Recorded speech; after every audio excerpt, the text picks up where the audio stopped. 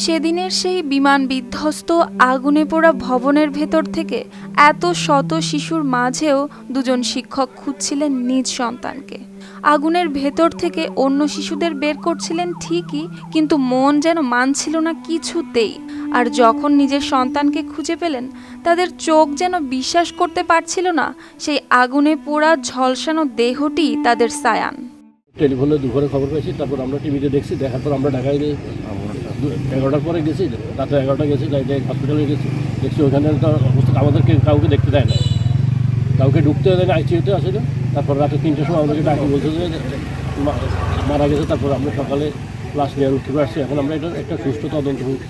কথাবার্তায় বিনয় আর পড়াশোনায় অসম্ভব মনোযোগী সায়ানকে নিয়ে শিক্ষকদের বিশ্বাস ছিল একদিন অনেক বড় কিছু করবে সে।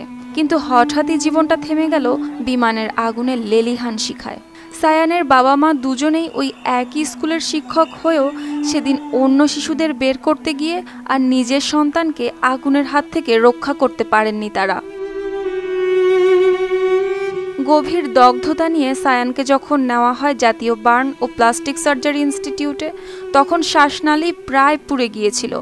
আর রাত 3:30টার দিকে পুরোপুরি থেমে যায় তার ছোট্ট বুকের ওঠানামা। বাম হাতে স্কুল ব্যাগ ছিল, স্কুল ব্যাগ রেখে এরে তারপরে 3 জন এরে 3 দিক থেকে এরে দইরা তারপরে নিয়ে গেছে।